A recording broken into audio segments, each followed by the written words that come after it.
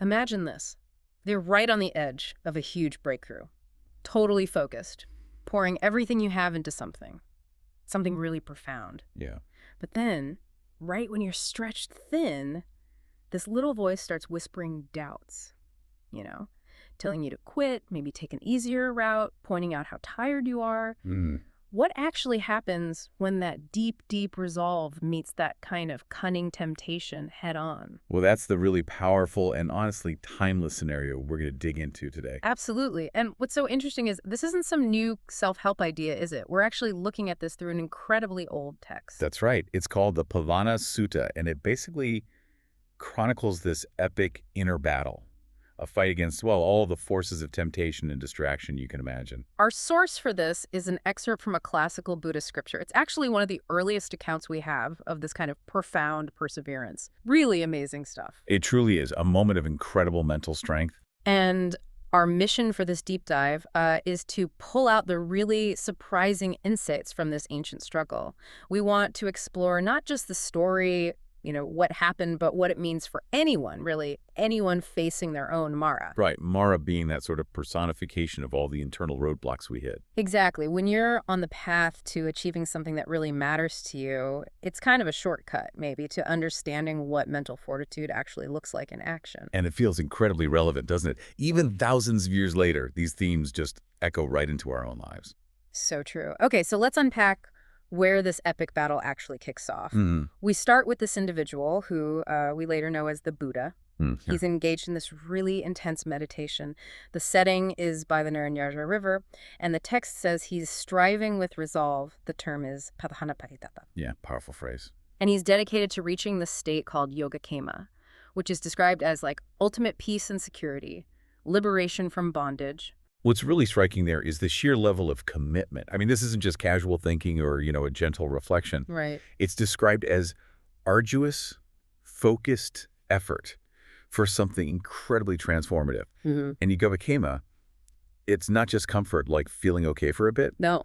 It's a state of being totally secure from all those mental and emotional ties. The ultimate freedom from suffering, really.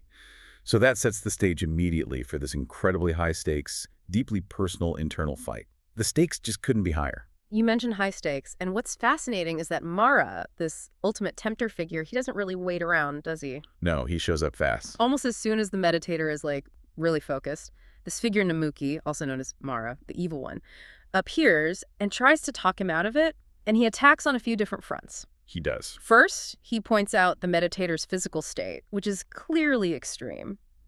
You are emaciated, ill-favored, death is near. Ouch. Yeah, it's a classic strategy, isn't it? Preying on vulnerability, planting doubt right when someone is pushing their absolute limits. Totally. And then he offers what sounds, on the surface like pretty reasonable advice, even sensible. Yeah. He says, 1,000 parts of death, 1 part life. Live, sir, living is better. Living you will do meritorious deeds. Right, take care of yourself, do good things in the world. Exactly. And he even suggests, other more conventional paths. Lead a holy life, make fire offerings, lots of merit there. What are you doing with all this striving?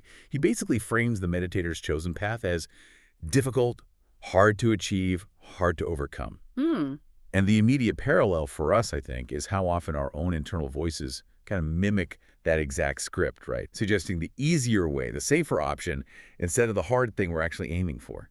But hang on, isn't living and doing good deeds generally good advice? Why does Māra frame it that way, and why is the meditator just so quick to brush it off? What's the deeper thing going on? It's a really critical question. The meditator is just completely unmoved. Why? Because he sees right through Māra's game, calls him kinsman of the heedless. Yeah.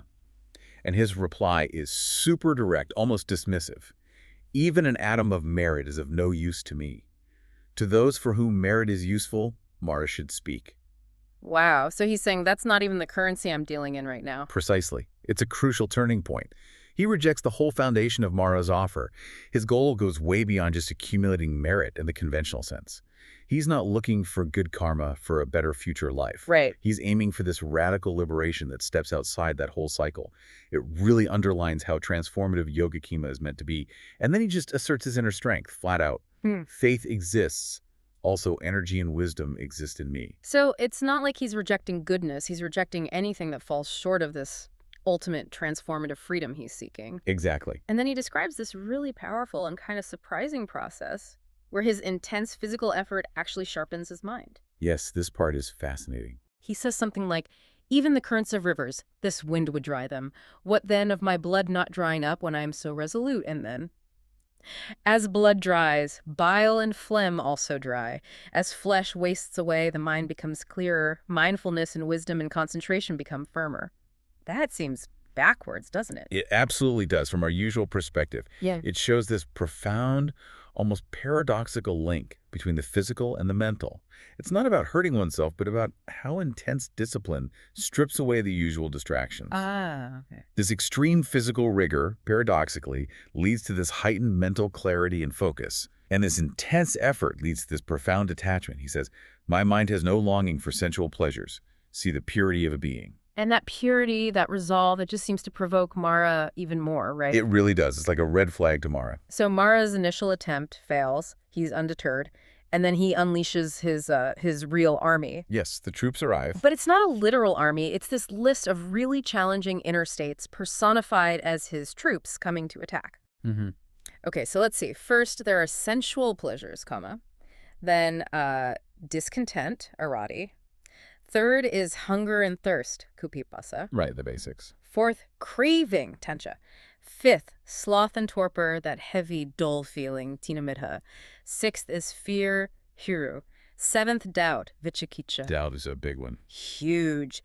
Eighth, hypocrisy and stubbornness, makotambo. Ninth is like gains, praise, honor, getting fame the wrong way. Lavo siloko sakaro, michalado kayo yaso.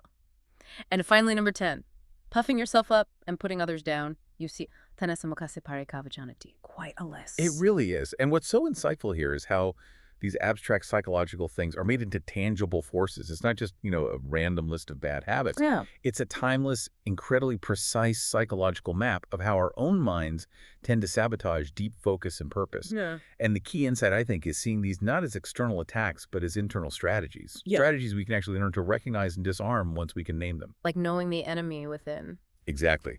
And Māra himself says this is his army and declares, "A coward does not conquer it, but having conquered it, one obtains happiness." So it frames this inner battle as something necessary, maybe even noble.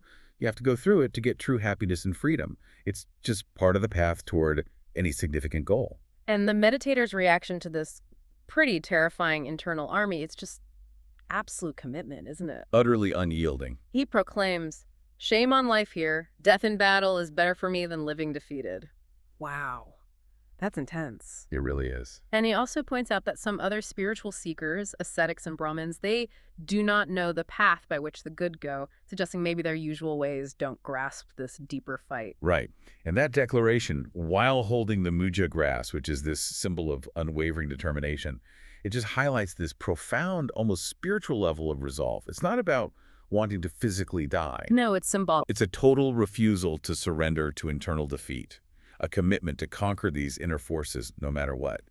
And he declares he will face Māra's army, this army that the world with its deities cannot overcome. Wow. With wisdom, like an unbaked pot broken by a stone. Ah, that's a powerful image. Isn't it? It gives us this core insight.